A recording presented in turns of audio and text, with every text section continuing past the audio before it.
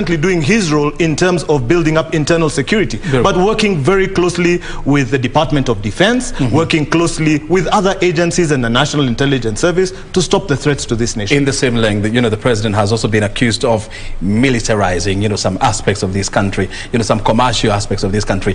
For example, the management of Nairobi now, is largely under Lieutenant General Mohammed Badi. Yes. And of course, the Kenya Meat Commission now is also being managed by, military officers. Kenya Wildlife Service. Say that again? Kenya Wildlife Service. Kenya Wildlife Service. So what do you expect him to say, that if at all he's going to say anything? I was hoping that question not be targeted to me, because it is if I can talk in Swahili, hiyo ni swali nyeti.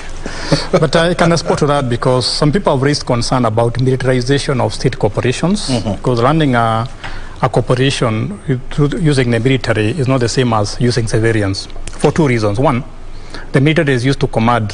You are given a command, you are given an order. I spent some time in National Youth Service before I went to the university, so I know exactly how it operates. So, but if you look at an organization, a typical organization, we need a lot of creativity so that people can be innovative. But when you use command, you sacrifice that. Number two, I think instead of bringing military to run institutions, build those institutions. If there's a problem, rectify it. Because the people who are running KMCU, wataenda wapi? The people who are running the institution, where are they going to go? So if there's a problem in an institution, rectify that. Don't repress, in other words, build capacity. Very good. And as you can see, the outriders are here, signifying the fact that the president is finally here. And as you can see, his official limousine is around here. In the US they call it the Beast. Delano, what name would you give to the Kenyan version of the Beast? I would still call it the Beast. This is actually, if I'm not very wrong, the same vehicle used at the tail end of the Kibaki administration. So this is also a significant sign that he is comfortable in office in terms of that particular position. And highly armored vehicle and ready to protect the president at all levels. Very good. But I would not call it the Beast. You would not call it the Beast? I would call it Munyama. Munyama. Yes. What a name. That's President Uhuru Kenyatta, actually. He has finally made his way to the dais. Let's now, first of all, listen to our honorable national anthem. National salute! Please stand up!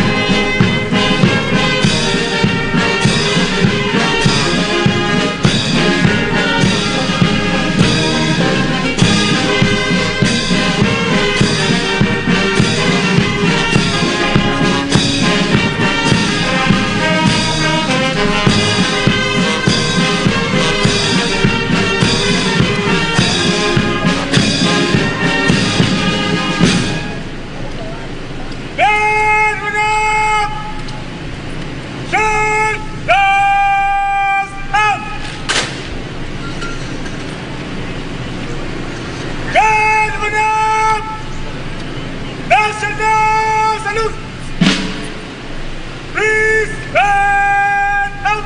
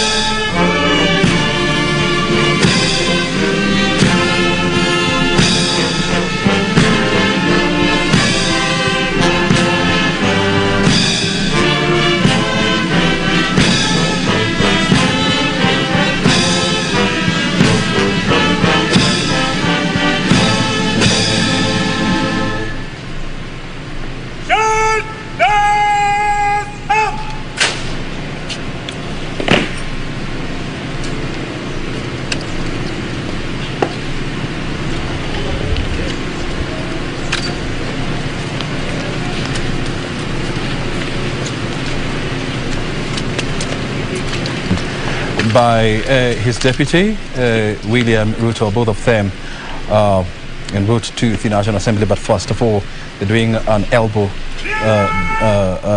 greetings to members of parliament. And is that the governor of Nairobi, that is Ann Kanalu there, various members of parliament, both from both the two houses, before finally he can make his way into the House to deliver the much expected State of the Nation address. And before we got there, there was something that you were touching about corruption. And of course, there are a number of corruption scandals that still remain unresolved. For example, the Kimwarel, the Rio Olympic scandal, so many of them. Do you expect the president to say anything in regard to that? I would be very surprised if he doesn't say something about corruption, because that has been a milestone on his government for the last 9 years. Yeah. And for all the achievements that his government has got in the last 9 years, that has been the brunt of it. And I think anybody in this country is always complaining about corruption, whether you are the grassroots, whether in the high places, whichever sector you come with, corruption is a very bad. It has given this country a very bad image. So I expect him to address that, and not just him, but even whoever will come out of the president will have to address that issue. What do you expect him to say? He'll probably say he has done his part in fighting corruption, and maybe he might end up saying that some people have let him down, either in person or institutions. I expect to talk about that. But corruption is going